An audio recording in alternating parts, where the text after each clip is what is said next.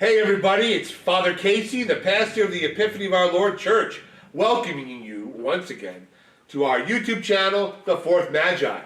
We have come to the end of ordinary time. It is the end of year A, the end of the year of the Gospel of Matthew, and we end it with the feast, the solemn feast of Christ the King, who crowns the entire year.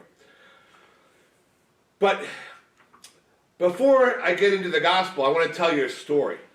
Let you know a little bit about my history. I think you'll get a kick out of it. And it goes right into the gospel. So when I was a junior in high school, on Long Island, New York, I had to take chemistry. It was part of the curriculum, but I really wasn't very good at chemistry. And I struggled terribly. I got terrible grades. But I found out that my girlfriend had the same teacher that I had the year before. And she had all the tests, she had all the workbook, she had everything. So I thought, oh, I got it. So I tested it out, and I took the test that she had from the previous year, and I brought it, and I looked at it, and I said, okay, let me see if the teacher gives the same test. And he did, he gave the same exact test. But, I didn't do so hot on it because I wasn't prepared for it.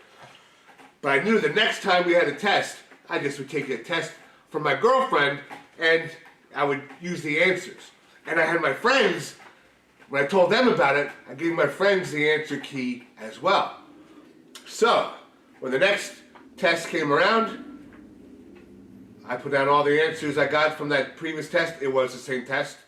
And I got 100. See, I wasn't too smart though, because I was such a bad student, that the teacher knew right away that something was wrong. Because he said, when he handed back the test, Casey, how did you get 100? And I said, I studied really hard. I lied right through my teeth. I wasn't the greatest student. I wasn't a saint either, okay? So, not being as smart as the teacher, the next time he gave a test, do you think he gave the same test? No, because he figured out that Jim was dating this girl that was in his class last year, who was a good student. She was an honor student. So, when the next test came around, what did I do? Took the answer key, gave it to my friends, and got ready to take the test. And then when the teacher handed out the test, I looked at the test, and you know what? It wasn't the same test. He got smart. But I couldn't tell my friends. So I knew I was in a panic. I looked up at the teacher, and he was just smiling. He knew he got me. He knew what I was doing, and it got me.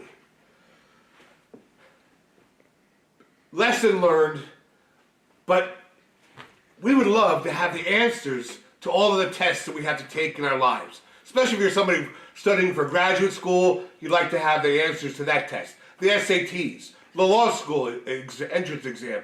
Boy, if you could get the answers to the CPA exams, you would do something, because it's so hard, some of the tests that we have to take in our lives. But in this week's gospel, Jesus gives us the answers to the final exam. The final exam. How to get into heaven. Not how to get into law school, not how to get into graduate school, or how to get to college. How to get into heaven. Well, that's a pretty important test when you think about it. But he gives us the answer key. He says, when he separates the people at the end of time, he separates them into sheep and the goats, he says to those who are the sheep, who are on his right, who are going to go to heaven, he says, blessed are you. When I was hungry, you fed me. When I was thirsty, you gave me drink. When I was homeless, you gave me shelter. When I was a stranger, you welcomed me. And when I was in prison, you visited me. And the people are like, what? When did I do that? I don't remember seeing you. He says, every time you did it to one of my brothers and sisters, you did it for me. So come into heaven with me and enjoy which has been prepared for you. That's the answer.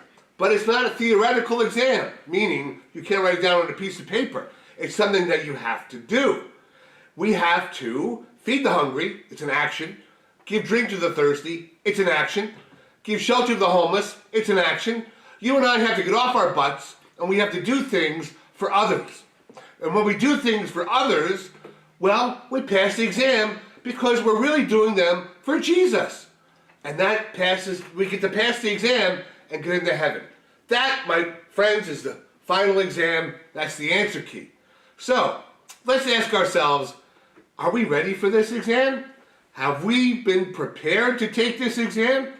Well, we can now change, and we know what we have to do. It's real simple, but it means we have to do a little work.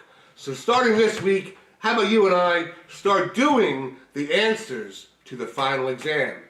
And you and I will see each other in that great school in the sky. Have